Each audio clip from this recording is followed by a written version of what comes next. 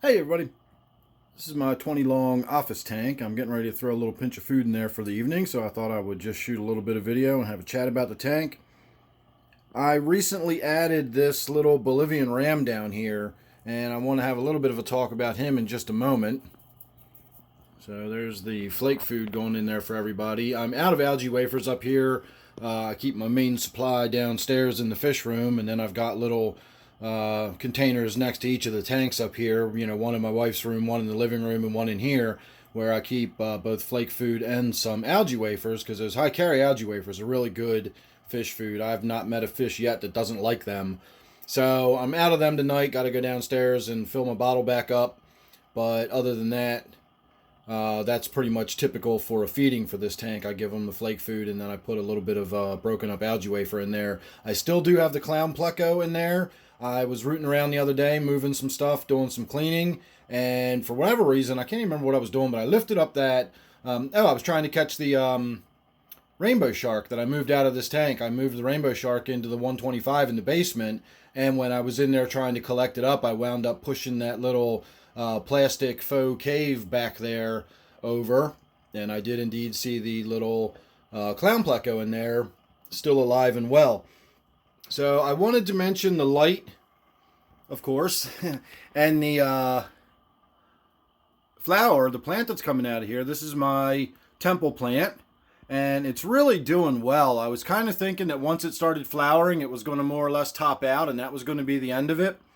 But it's still growing. It's still getting taller. So eventually I'm going to have to raise my little homemade light a little higher. That's just a ordinary floodlight, an LED floodlight, and I've just got it hanging from an eye hook on the ceiling, and then I've got a little bit of aluminum foil to create a bit of a shield just to keep the glare out of my eyes. It's not necessarily there to focus the light as it is so much to just to keep the glare out of my eyes as I'm sitting here in the office.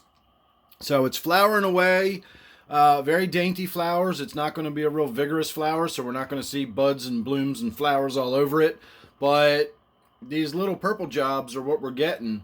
And I guess in its own way, it does have little blooms and buds all over it, and you can see each consecutive set of nodes, the higher we go up, a new batch of flower buds starts developing. So it's not topping out at all. It's still continuing to grow taller. It's still putting on new vegetation at the top. It's still sending out new flower buds. So I'm going to have to raise the light up here again pretty soon. And I did use the low quality. This is just a Walmart 5000K. The LED itself, the chip itself, is made by a company called TCP. It's a decent company. They don't make super high quality chips or anything. They're not a specialty company, but they do make a decent quality chip, and they do make pretty good compact fluorescent lights. And so they're a well-known lighting company. They've been around. They're not some fly-by-night cheapy stuff. So I'm not dissatisfied with the light, but I can do better. Home Depot sells Cree chips in there, or it's just a Cree makes the whole unit, but they sell floodlights and spotlights that are a very high quality light. It's a CRI, or the color rendering index, which is a indication of how close to natural sunlight it looks. And they have a CRI index of 90 plus, which means that it's very, very similar to what it would look like if you were simply seeing it with the sun shining on it. And we'll get a much, much better light quality in this tank. I really like the way it looks. I like the way it shines down from that single point. And I like the shadows and everything else about the way this tank is set up. But we can do better with a higher quality light. So I'll pull that little floodlight out of there and stick it out in my, out of my shed. I was just looking at there. One of the bulbs out there is burned out, so I need to put a new floodlight out there. So why not? I'll put this cheapy Walmart floodlight outside, and I'll spend a few bucks and get a good high quality Cree floodlight, which will give me just absolutely beautiful color rendering on this tank. So the other thing I wanted to point out in this tank is my little Bolivian Ram here. I shot a video recently, a little tank cam video, where I put the GoPro camera in the tank and shot some video of the fish doing their thing and eating. And I noticed in the video, I saw something that I'd seen this little ram do on several occasions before, and that was what appeared to be flashing. And if you don't know what flashing is, it is the behavior where the fish go down to the bottom and they'll rub their side really hard across the bottom and they'll sort of flick up in the air. If a fish has silvery scales and they're doing that and you're looking down into the water, you actually do see flashes of light when they do that. And I see fish flashing out in the wild all the time. It's just some people in the aquarium hobby, when they see flashing, they immediately assume there's some sort of issue going on. And I was really expecting a lot of people to comment on the fish's behavior, but I'd already noticed it myself. I'd been keeping an eye on it because it can indeed be indicative of all sorts of different parasites. And ick is one of the most common indicators of ick is excessive flashing. You will see the flashing before you actually see the white spots. But excessive is the key word there. Fish flash occasionally anyway. That's just normal behavior for them. It's excessive flashing that actually is indicative of a problem. So with this one, it being a new fish and, not really going through quarantine or anything, I was really keeping an eye on it, and I still am.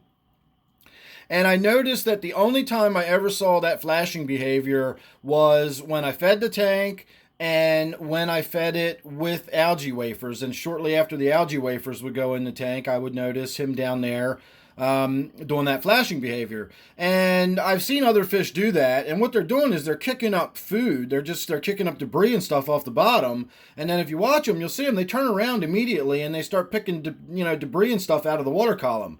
So they're not flashing because they're scratching an itch or because they've got gill flukes or they've got ick or something like that.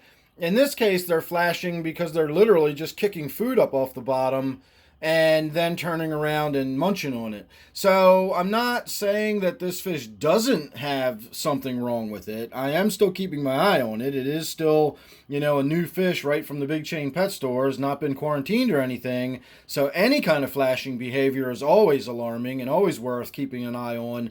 But I had already noticed it and I had been paying attention to it.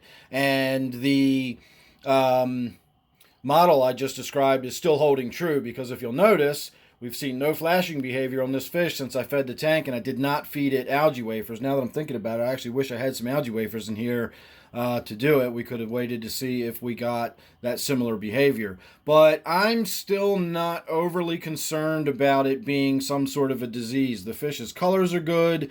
Its behavior otherwise is normal. It's not showing any signs of distress. None of my other fish are showing signs of distress.